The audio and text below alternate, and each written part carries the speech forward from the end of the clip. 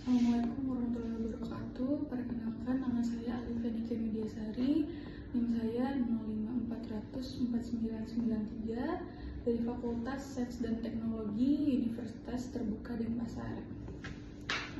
Di sini saya akan mempresentasikan terkait identifikasi karakteristik guna lahan dan kegiatan dengan studi kasus berada di Kota Bandung. Nah, di slide pertama ini saya akan menjelaskan latar belakang dinamika kota yang berada di Kota Bandung. Nah, berdasarkan Doxiadis sendiri, Doxiadis menyatakan transformasi dan perubahan fungsi lahan terjadi guna untuk meningkatkan efisiensi. Nah, kita terfokus pada transformasi perubahan fungsi lahan untuk meningkatkan efisiensi, namun seringkali hal tersebut bertentangan dengan rencana tata ruang kota.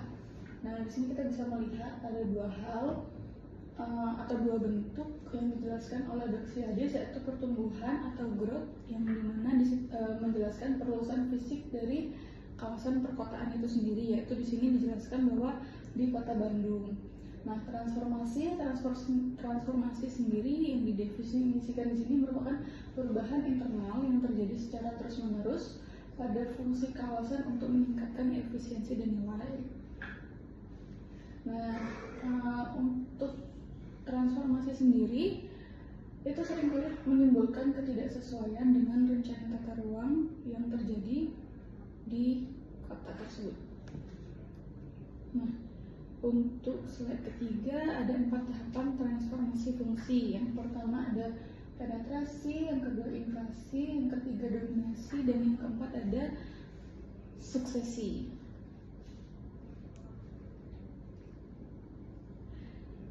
Transformasi terjadi melalui 4 tahapan, yaitu penetrasi fungsi baru, kemudian lalu invasi yang lebih besar, kemudian dominasi fungsi, hingga suksesi, yang mana pergantian fungsi lama ke fungsi baru secara total ini perlu dikatakan. Nah, di sini dijelaskan kalau untuk penetrasi tersebut merupakan penerobosan fungsi baru ke dalam area yang homogen. Kemudian yang kedua, invasi yang merupakan serbuan fungsi baru yang lebih besar namun belum mendominasi pada kota tersebut. Nah, kemudian yang tiga, perubahan proporsi drastis, yaitu fungsi baru mulai menguasai dari dominasi yang ada sebelumnya. Kemudian suksesi, yaitu pergantian total dan fungsi lama menjadi fungsi baru.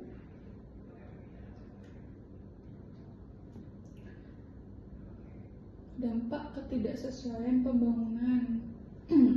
Di sini saya mengkelompokkan menjadi dua, yaitu dampak fisik dan lingkungan dan dampak sosial ekonomi. Nah, yang pertama itu ada untuk dampak fisik dan lingkungan, ada perubahan struktur kota yang tidak terencana, kemudian penurunan kualitas ekologi, terus ada infrastruktur yang tidak memadai untuk menampung beban baru. Maksudnya adalah ketimpangan yang terjadi antara banyaknya atau bertambahnya penduduk dengan infrastruktur yang sudah tersedia sebelumnya, sehingga perlu melakukan penambahan infrastruktur baru atau perluasan daerah untuk membangun infrastruktur atau transportasi atau kebutuhan yang sesuai dengan kebutuhan. Nah, ini juga menimbulkan kualitas ekologi ya Bapak Ibu, baik yang seperti banjir, kemacetan, karena lahan tersebut yang awalnya merupakan lahan hijau sudah beralih fungsi menjadi lahan bangunan, sehingga daerah resapan tidak lagi mencukupi, kemudian permukaan tanah menjadi naik. Kemudian ada dampak sosial ekonominya, perubahan struktur ekonomi masyarakat.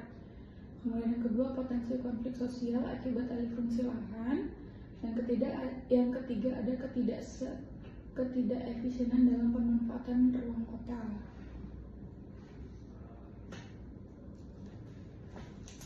Oke.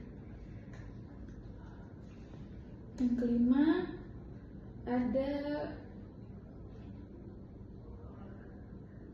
perbedaan antara guna lahan dan kegiatan.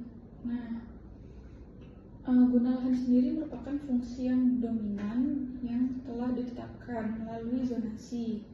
Kemudian kalau kegiatan adalah aktivitas yang memanfaatkan ruang di parsel tersebut. Nah, untuk guna lahan atau land use sendiri didominasi dengan ketentuan khusus yang ditetapkan pada suatu kawasan. Contoh kawasan perumahan, kawasan industri.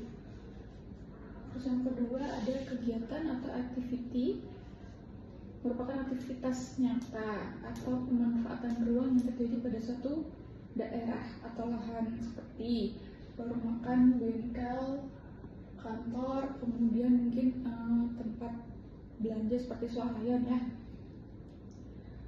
Nah, tujuan utama dari studi atau survei ini adalah mengkaji kesesuaian antar guna lahan dan kegiatan. Guna lahan yang dimaksudkan adalah peta dan kegiatan yang dimaksudkan adalah lapangan. Ini dilakukan untuk mendapatkan pemahaman mendalam secara sistem dan karakteristik ruang dan kota Bandung itu sendiri.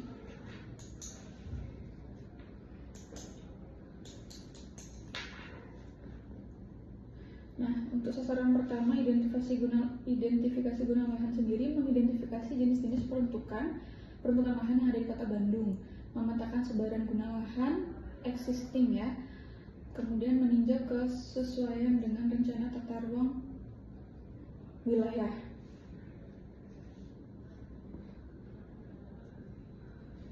Serta menurut saya juga kawasan lindung. Oke.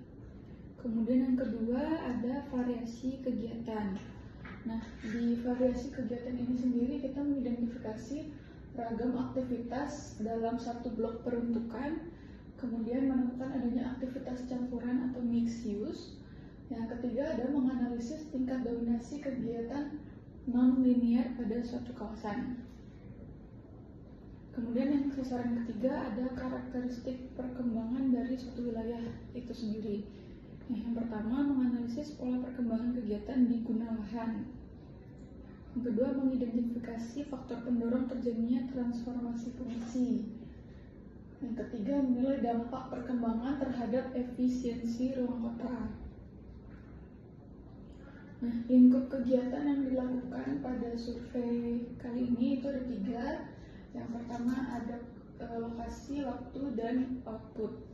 Nah, kalau lokasi sendiri itu ada di Kota Bandung, kemudian waktunya dilaksanakan selama 1 semester. Ini juga output, yaitu laporan hasil survei yang bisa dipakai untuk laporan perencanaan selanjutnya.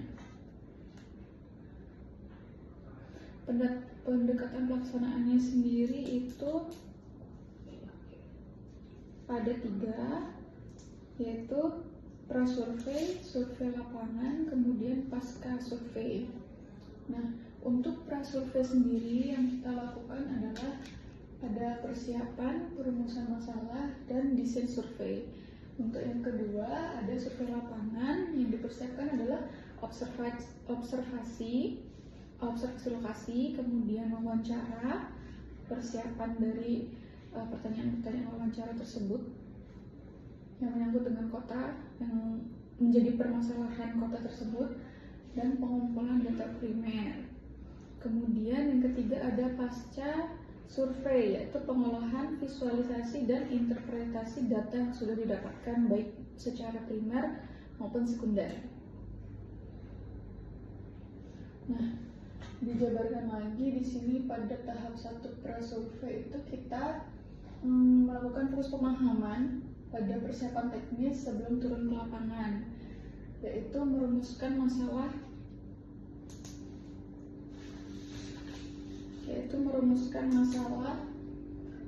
transformasi lahan secara spesifik. Jadi kita menjelaskan apa sih yang terjadi di Kota Bandung dari lahan yang sekarang. Kita mencari tahu apa permasalahan dari lahan tersebut di tahun-tahun sebelumnya. Mungkin data yang diambil observasi itu bisa 5 sampai 10 tahun ke belakang. Kemudian menentukan kebutuhan data untuk mencari jawaban dari permasalahan tersebut. Ada data primer dan ada data sekunder. Kemudian menetapkan populasi dan metode sampling. Kemudian yang keempat, menyusun perangkat survei seperti kuesioner, peta dasar, dan checklist.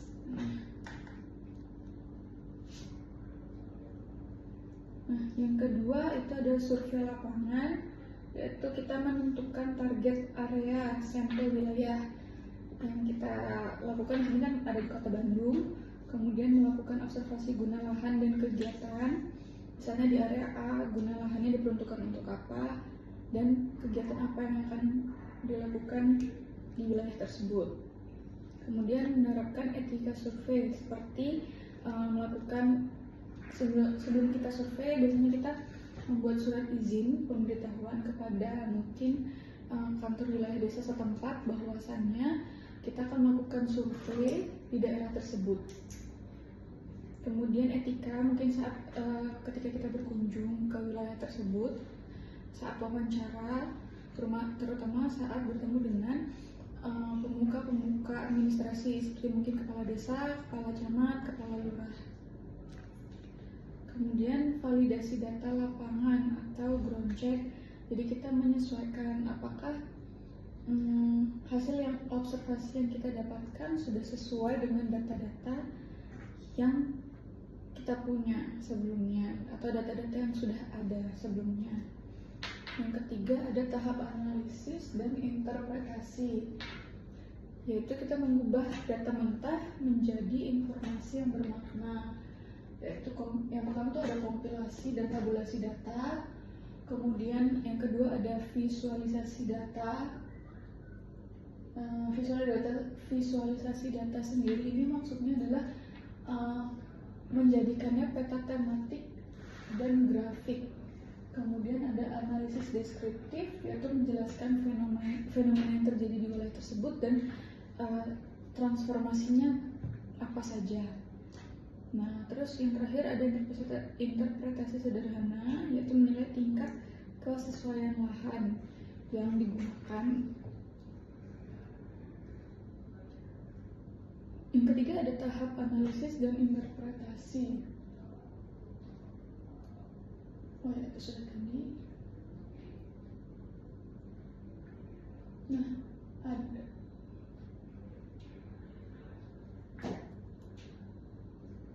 kemudian organisasi dan manajemen. Nah, organisasi dan manajemen sendiri itu dibagi menjadi dua, langkah manajerial dan secara administrasi. Untuk langkah manajerial sendiri itu kita menyusun struktur organisasi tim. Jadi sebelum melakukan penelitian, kita membuat proposal, kita menyusun organisasi siapakah yang akan bertanggung jawab, misalnya di bidang sarana prasarana, di bidang ekonomi, kependudukan, dan lain sebagainya. Kemudian menyusun rencana anggaran biaya RAB yang dikeluarkan selama survei, itu diperkirakan berapakah yang akan dikeluarkan. Kemudian timeline kerja mingguan, jadi kita membuat schedule, timesheet, schedule. Jadi misalnya di minggu pertama kita melakukan kegiatan survei, observasi, atau melakukan permohonan, mengajukan surat perizinan. Nah, itu biasanya kita checklist apabila sudah. Kemudian ada administrasi, yaitu pengurusan surat izin survei seperti yang tadi saya bilang. Kemudian koordinasi dengan kecamatan atau kelurahan. Kemudian briefing dan leading tim.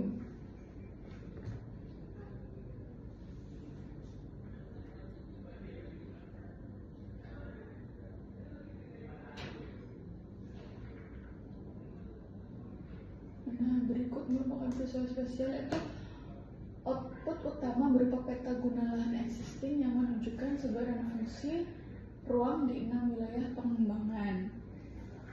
Peta ini menjadi dasar untuk analisis tumpang susun atau overlay dengan rencana tata ruang yang akan dilakukan atau sudah ada.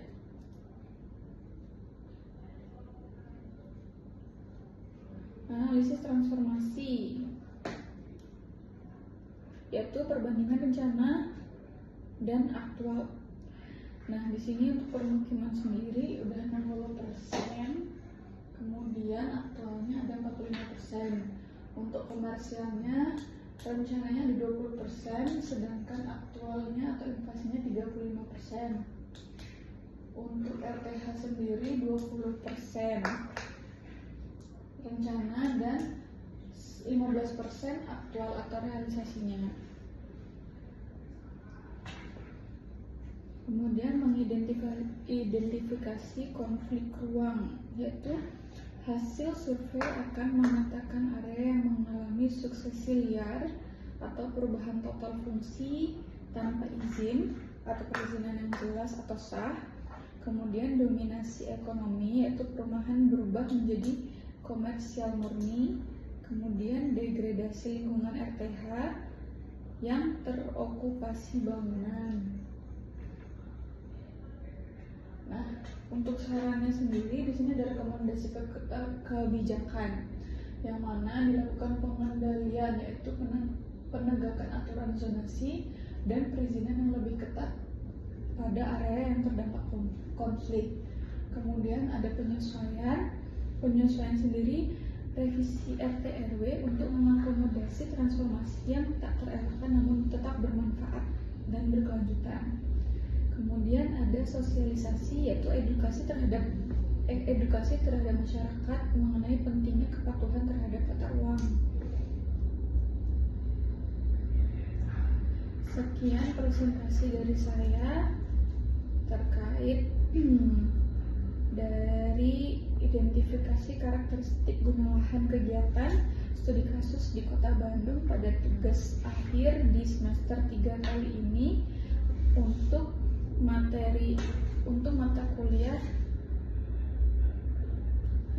kuliah tugas teknik